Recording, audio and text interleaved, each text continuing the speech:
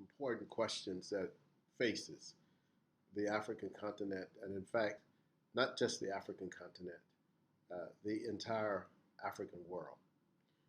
The reason Sudan is so important is because it is a major country with over 100 different ethnic groups in Africa, and it represents the southern end of the Great Nile River Valley. Actually, the history of human civilization is along the Nile River Valley. And the ancient civilizations of Nubia, such as Kush, Merowe, and Napata, these were all civilizations of black people who lived in the country that is now called Sudan. However, since the Arab invasion of Sudan, and since the occupation of Nubia and the occupation of the rest of the country, there has been constant conflict between the Arabs and the Africans. And one of the things that I believe is essential is for African Americans particularly to understand the extent and the nature of what has to be called nothing more than Arab racism in the African continent. We are very clear about white racism. We understand European racism. We have discussed it. We have debated it. We have defeated it in many places. We are regularly attuned to criticize it when we see it. But we are not quite so clear about Arab racism, which is, in my judgment, just as violent, just as pernicious, and just as criminal as any white racism has ever been. So Arab racism operates in many places, but particularly in the context of Sudan, where 15% of the people who claim to be Arabs are in control of a population that is 85% African. Now, at one time, when the first genocide occurred, say between 1955 and 1972, when 1 million Africans were killed, and particularly in the South.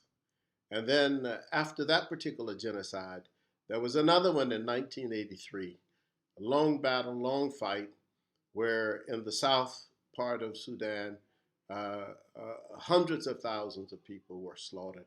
Many people actually taken into slavery.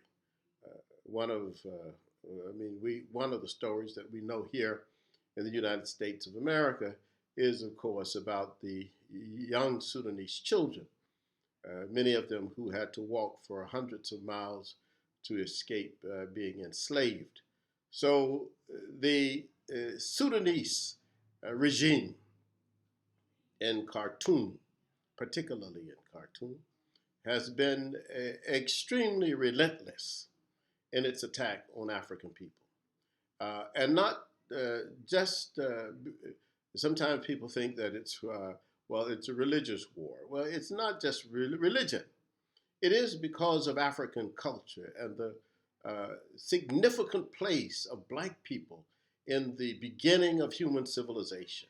That's why they attacked the black people.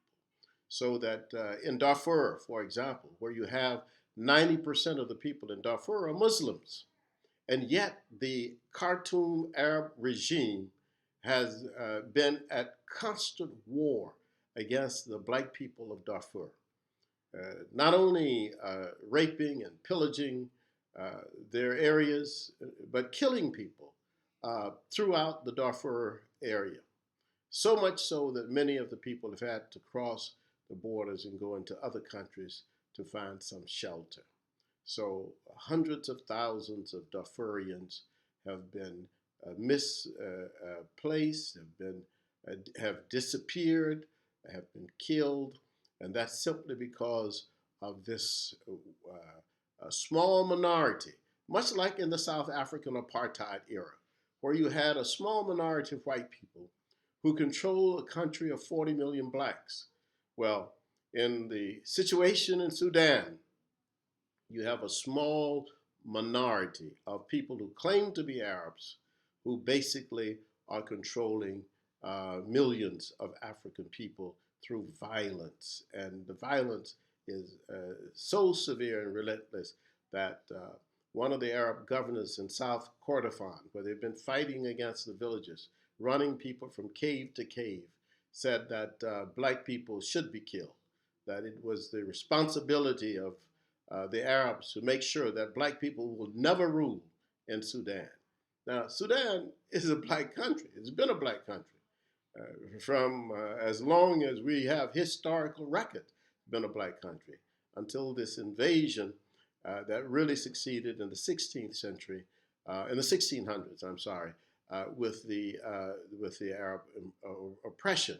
But they had been there, had come there earlier from Egypt. So we have a big problem in the Western world, and particularly among African Americans who have a limited understanding of the role of Islam and the role of Arabs, and they sometimes confuse the two. So it's the Arab population in Sudan that takes a very Arab supremacist position against black people, any black people, all black people. So the black people in that country are people who claim their own ancestry, they claim their own language, they love their own food, they enjoy their own cultures and customs, and the Arabs who happen to be Islamic in this case tend to want them to be Arabs and try to force them to be Arabs. There are many stories of the rape of African women, and the idea is to assume that any African woman can be raped, any black woman can be raped because she is nothing more than a servant. One of the things that you have to realize is that the Arab people in Khartoum feel like they have to hold on to power and not to share that power with the majority of the people. It's not a democratic country. Sudan is not a democratic country. Not only is it not a democratic country, but it's a country that really has created genocide against its own people. And because it has created genocide against its own people, in effect, it has lost its sovereignty. And that's why the African Union has to be in there. That's why the United Nations must be in there. Because what you have right now is a runaway government based on a small majority of people who believe, a small minority of people, I should say, who believe that the majority of the people have no right to rule in their own country. This is the shame. And I think that what I would like to see happen worldwide is that our voices are raised in condemnation of this. This is not correct. I have spoken at the United Nations on this issue. I've had public debate with Foreign Minister Ali Karti on this. And the silliest part of this, in my judgment, is that the people who claim to be Arabs and white, because they claim that Arabs are white, they are as dark many times as African Americans. And yet they claim this identity as whiteness because they want to attack the darker skinned people. That is insane. It is totally crazy. And yet that is what we have in Sudan. And if we have that in Sudan, we have to be careful that that particular false ideology and bad ideology will continue to engulf the whole of Africa. We have to speak up against it.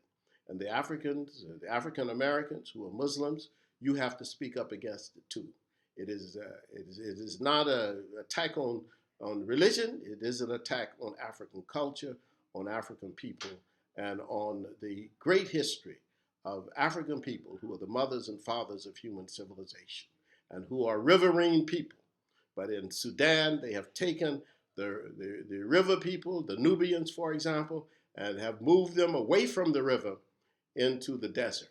That's what the Arabs are doing, because they have this idea of establishing some caliphate in the northern part of Sudan that's going to be for them to bring in many Arab people from Syria, Iraq, and many other places, and to have those people settle so that you will wipe out all of the ancient history of Kush and Meroe and Napata and the great civilizations of black people.